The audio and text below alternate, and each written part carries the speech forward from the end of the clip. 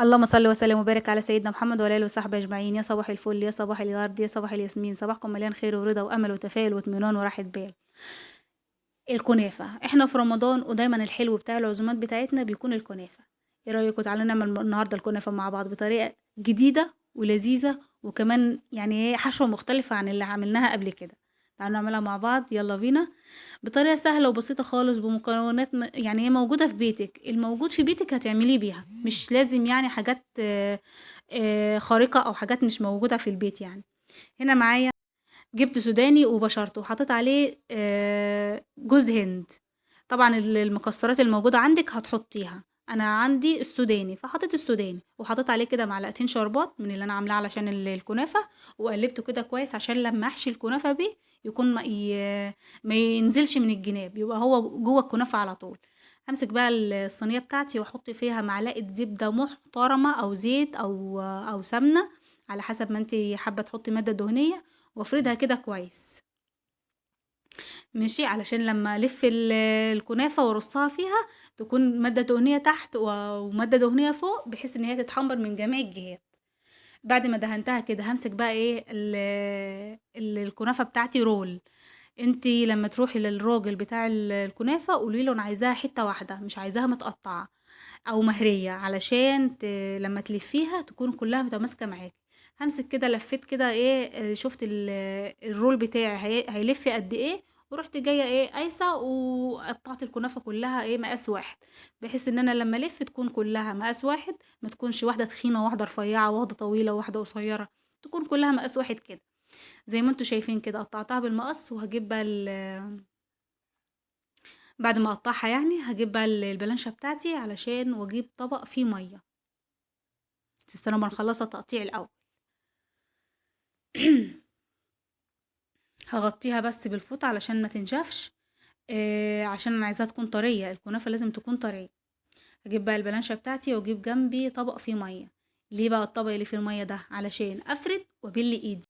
مش لازم بلانشة يعني، ممكن يكون صينية، ممكن اي حاجة مع اي حاجة موجودة يعني، بس البلانشة كانت جنبي على طول فاستخدمتها علشان ما يعني سريع سريع. طبعا يوم العزومة ده بيكون يوم مليان، مش بيكون فيه فسفوسة سنتي فاضية.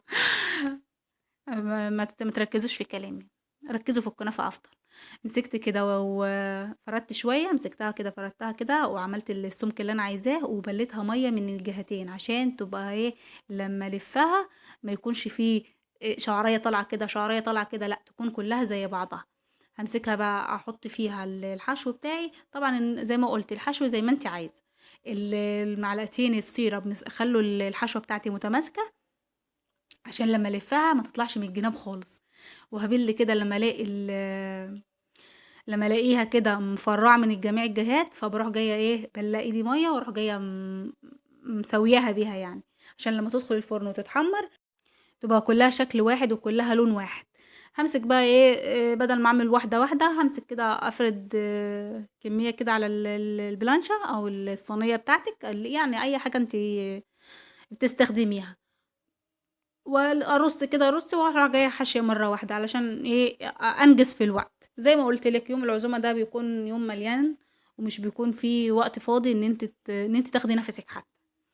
هلفها بقى كلها كده وارص الصينيه بتاعتي. زي ما انتوا شايفين كده. طبعا الرصه بقى زي ما انت عايزه، اي رصه انت حابه ترصيها. انا رصيتها كده رصه عشوائي آه عادي يعني، مش لازم ان انت ترصي ترصي رصه معينه يعني. ببل ايدي لما بلاقيها كده مش رطبه بروح جايه بله ايدي بالميه واروح جايه ايه ملسه عليها كده، عشان زي ما قلت تبقى كلها ما فيهاش حته محروقه. مثلا لما بتكون طالعه شعريه كده يمين ولا شعريه شمال بتتحرق بسرعه، فلا دي كلها تبقى متحمره كلها شبه بعضها. انا كنت فين؟ كنت بشوف البوتاجاز، كنت بسيح السمنه. بعد ما رصيتها كلها، وطبعا هنا كانوا ضيوف جم، بدل غيرت العباية دي معنى كده ان ضيوفي جم.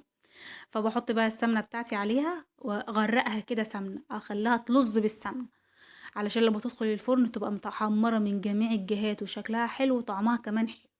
هي الكنافة ديت نوعها بتكون مقرمشة، عايزاها طرية خلي السيرب بتاعتي خفيف او اغطيها.